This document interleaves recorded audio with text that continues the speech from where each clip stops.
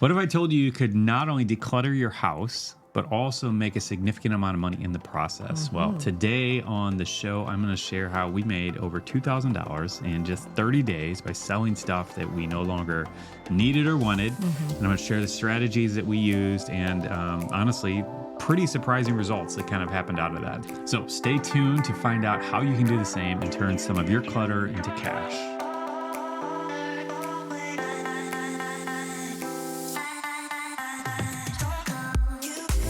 Hey, we are Bob and Linda Lotich, authors of Simple Money, Rich Life, and you're listening to the SeedTime Money podcast. And we're in the middle of a 40-week series where we're sharing our 40-week checklist of all the action steps, strategies, biblical insights that we use to go from super broke, paycheck to paycheck living to reaching our biggest financial goal of giving away $1 million and living a life of true financial freedom. And so if that is interesting to you in any way, shape, or form, then I encourage you to dive into as many of these episodes as you can, because we're sharing all of our absolute best stuff that helped us reach that goal. So a few years ago, I read a book from who's now a friend, a guy named Joshua Becker, who is a minimalist author and just minimalist.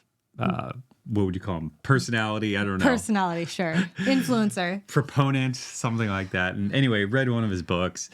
And I'm like, oh man, we need to get rid of some stuff. And he just laid out a really compelling case why so much of our clutter was weighing us down in so many different ways. And so anyway, so I came back out of that and I'm like, hey, hon, I think we need to start decluttering and get rid of some stuff. And I think you read the book, right? I did. And then we were kind of on board. Like, we were in it together. We were like, okay, this is a good idea. Let's start doing it. And then we realized that. Well, it helped me see it in a new light, because I'd like to say I'm a maximalist. I'm not really a maximalist. I know there are some people like that out there. I am not really like that. I have found such value in having less, but there are certain spaces in my home where I do feel like more is more. Well, yeah, I mean, but this really helped me. But yeah, but the point is, let me just get over to Joshua has like a quote. I'm going to read this real quick because I think this is so helpful. So what this is his kind of like, I don't know, his catchphrase or whatever. Anyway, this is how he defines minimalism. He says, minimalism is the intentional promotion of the things we most value and the removal of anything that distracts us from it. How can you not get on board with that? You know what I mean? So it's not about owning 100 things or like having no artwork on your wall. And like, it's not about that. It's about this, the intentional promotion of the things that we most value and the removal of anything that distracts us from it. And so that like takes off all the arbitrary rules of stuff. And so anyway, I found that to be so liberating because I had read other minimalist authors who just kind of freaked me out a little bit, where it's like they live with one fork.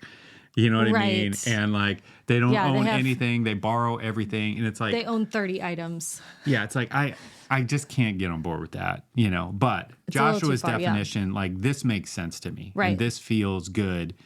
And anyway, and in all this, like I decided, all right, we're starting to declutter. I'm finding things. It's like, okay, I can get rid of this. I can get rid of this. I don't really need this. And those are, you know, some challenging things, asking those questions and trying to discover what are the things I actually don't need. And that's not necessarily an easy thing, but I found the exercise to be so, so helpful and produced a whole lot of freedom that, you know, we'll get into a little bit, I guess. But the point of all this is during this, I decided, all right, I'm going to challenge myself to round up as much stuff and sell as much stuff in 1 month as possible and see what we can earn from it. Yeah. Like, let's just see what we can do.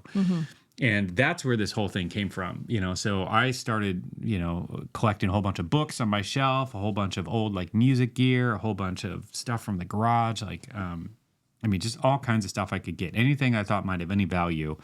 And I took 1 month and I used 3 different processes, which we'll go through in just a minute. And I took all that stuff and sold as much as I could. Not everything sold. And for things that didn't sell, we ended up giving away. Or, like another piece of this too, if I had something I knew, I had a friend who was like, oh, this would be a huge win for them, I just give it to them, you know? Yeah. But if I didn't, if there was no one who was like, I thought I could give this to and it would be a super big blessing to them, then we sold it, you know? And I think that's an important distinction because people ask about that a lot. Like, how do you decide whether to give or to sell it or whatever? And for me, that was it. Because there are people who I could give something to. It's like they may or may not care. They may or may not value it. And if that's the case, it's like I'll just sell it and I'd rather give them the money, you know? But if there's someone where a particular item, of which we had some, it's like if I give this to a person, they're going to love it. Like they're going to freak out and be so happy. Yeah. And so it's like, all right, why not do that? Right. Let's lean into that, you know? So anyway, all right, should we talk about how we did this a little bit? Yeah. Kind of the breakdown a little bit. Sure. So kind of breaking the strategy out, again, like I had 3 main places where I sold everything. So the first one is an app called Book Scouter, okay? And so if you are an avid reader like myself, you can probably see in the bookshelf behind me, we give a whole bunch of books. And we're actually doing this right now. You're in the way, I guess. I'm in the way. There they Down are. on the floor, we have another 100 books packed up or stacked up that we're going to be selling with this exact method that I'm talking about here. But there's an app called Book Scouter, and we actually have a YouTube video where I kind of walk through how we did this. But the gist of it is you grab this app and then you scan the little barcode on the back of the book, and then it instantly pulls it up a whole bunch of bookstores that you can sell that book to and how much they will pay you for it, which is super helpful. Okay. And so, and then what I just did was I, scanned 100, it might've been 300. I don't even know how many books it was at the time. Oh, I'm reading the article I wrote about this. It was 600 books. Oh my gosh. 600 books I went through. And so, anyway, so I just scanned them all. And then each time we were like getting ready to move and you were like, I'm going to sell these books. And I was like, oh my gosh. Yeah. So anyway, so you use the app, you scan it, it tells you how much each one of these websites will pay for it. And then I just sorted it by like 5 or 10 of the top websites. And all these websites, the ones that I used anyway, they all pay for shipping. So all you need to do is find a box, you throw the books in there, and then you print off a shipping label and then send it right back to them, and then they give you money. So it's all pretty simple. And so that was that process, which is pretty easy. And again, we have a video kind of breaking down how to go through this. I'll have it linked up in the show notes for you. And so I did that.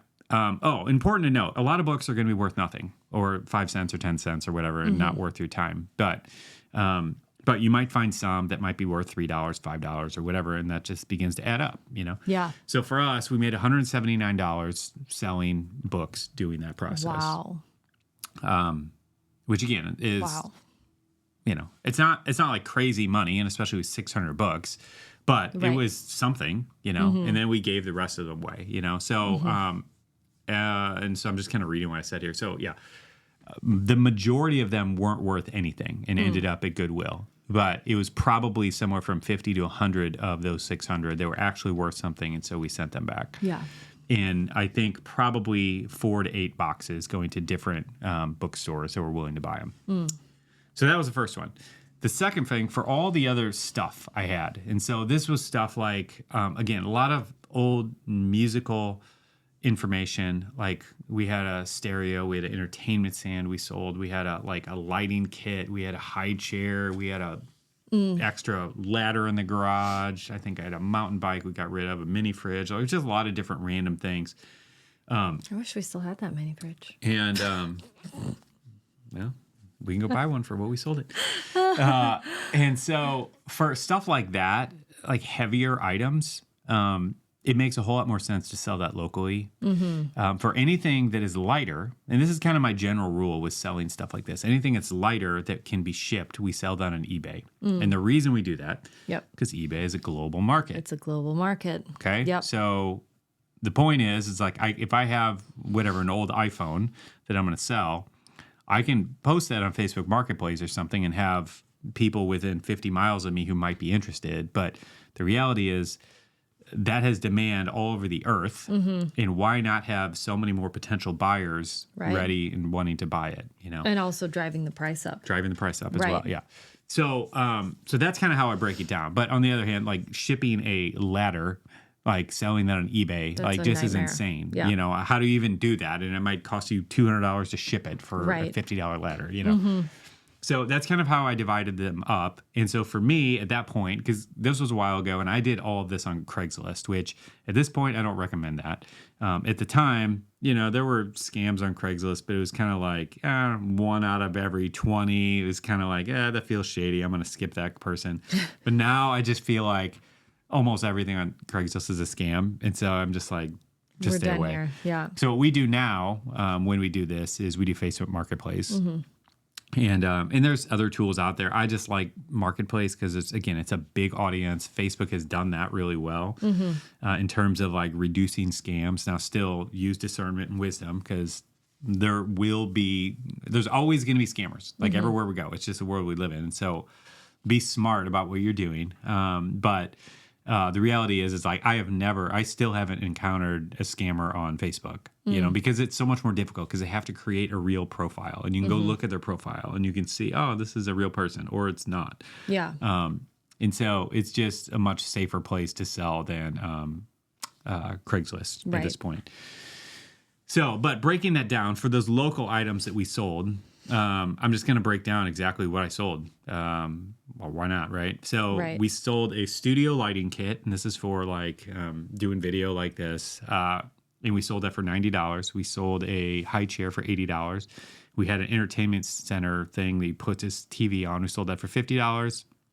I had an old speaker cabinet for a guitar amp. We sold for $60. There's a stereo I sold for $100. We had this old desk that we bought from, I think, Goodwill, probably for $15, and we sold that for $100. Right. We had a fire pit we sold for $30. We had a ladder, a fiberglass ladder we sold for $70. Again, Black & Decker mini fridge we sold for $90. I had a mountain bike, I think a no-name brand or whatever, sold for $90. Okay, and so all of that stuff we sold for $760 that month. And again, which is pretty great because all of it was just stuff taking up space we weren't using. It was like, let's just get some money out of it, Yeah.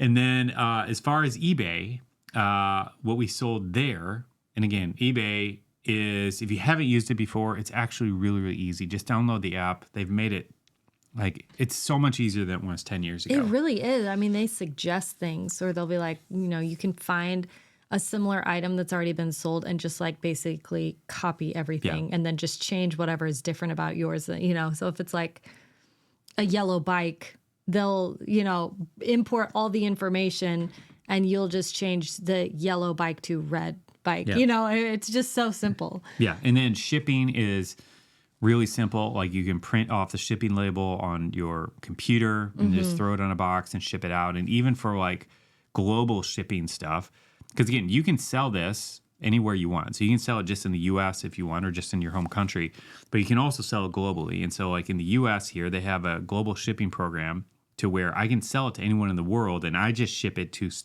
this distribution center in Kentucky. Oh, wow. And so I don't have to ship it globally. That is I don't have easy. to deal with the international stuff. And I just ship it locally, and then they take care of getting it overseas to wherever. Hallelujah. So they've just made it super easy. And so if you haven't done it, trust me, it's really simple. And it's a really, really easy thing to do. So we used eBay. I'm going to list off everything that we sold on there. So I had an old iPhone that we sold for $102. I had a guitar effects pedal. I think it was like a digital delay pedal or something. And we sold it for $137. I think we sold the Office DVD set. Oh my gosh, somebody bought that? This tells you how long ago this for was. $15. I think that was it. I don't know. And which I'm like, kind of want that back now. But well, the DVD set probably, to buy it new, was probably over $100. Yeah, probably. Anyway, we might have let that one go a little bit too cheap. But so another thing on eBay too, the like demand though, everybody knows eBay is an auction site, but you don't have to list it as an auction. And so, and in fact, like I almost never do auctions anymore on eBay. When I list an item, I try to find out, you can go look at past listings and see what things have sold for. And so I will do that and kind of get a feel for, and oftentimes they suggest this too, because eBay will say, hey, items like this normally sell for about this range. And so they give you insight as to what you should price it for. Yeah. And so I will price it for that amount and just leave it sit. Unless I'm in a major rush.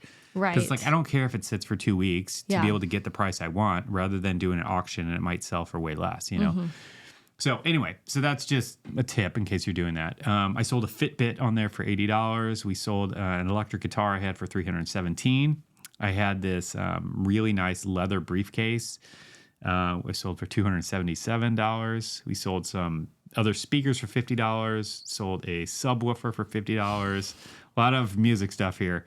Some guitar pickups for $60 and $212. I just had extra pickups laying around. I sold some leather shoes for $35. And all of that came out to a total of $1,340. And then after paying the eBay fees, which was $134, our eBay total was $1,206. It's pretty good. And so that plus the local total, 760 plus the books. 179 or whatever, that gave us our total of, I think it was right at $2,145. Wow. So, I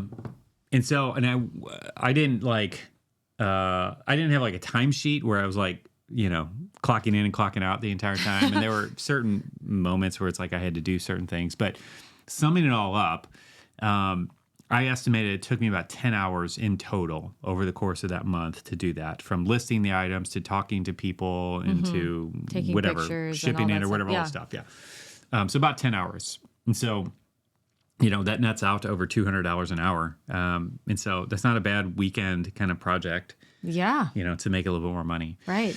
So that's the gist of kind of how we did it. And again, we have a blog post kind of breaking this down as well, which I'll link up. You can check out. There's a video where I show how we use Book Scouter and some other things in there. But coming back to, how this fits into this series of, our checklist that we use to give away $1 million. Yeah. It's easy to kind of look at this and just be like, this doesn't feel relevant. Like, how did that actually move the needle? And there's a couple of reasons why I think this fell on this checklist for me, and why this does is because, the first thing is that every dollar does count. And again, like, I just believe that all of these little things with our stewardship are actually big things to God. I'm fascinated that after Jesus' miracle of feeding the 5,000, like, I think most people miss this, but he told the disciples to go up and pick up the leftovers so that nothing is wasted. Yeah. Like, what does that say? Like, that's mind-blowing to me, because he has the ability. In our American culture. Yeah. But like, there's so many of us who it's like, when our earnings are going well, it's like, oh yeah, I can afford to be really sloppy because I'm making good money. And it's like, it doesn't really matter and blah, blah, blah. Yeah. And yet Jesus, who created food for thousands upon thousands out of thin air. Yeah. Boom, just dumps it on them. Right. Then still has the audacity to say, yeah, guys, go pick up all the leftover or the leftovers so nothing is wasted. Right. And I'm like, so it's not a scarcity mentality because he can create something out of nothing. But it's a stewardship. It's a stewardship. It's a maximizing the effectiveness of what it is we're doing and what we have, And so I view this as that a little bit. It's like, we could have taken all this stuff and just thrown it away. And we could have just decluttered that way. And I'm not saying that, taking it to Goodwill is a bad idea. Again, like, actually, I would recommend taking it to a smaller thrift shop rather than just Goodwill. We know local one. Yeah, for a whole bunch of reasons. Sure. But I'll leave that there.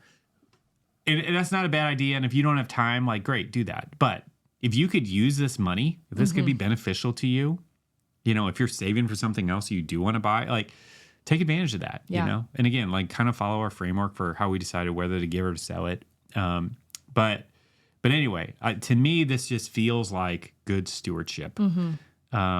Taking the time to observe the physical possessions that I've been blessed with, determine whether or not I still need them, if someone else could benefit from them more than me, and doing the work to do it, Yep.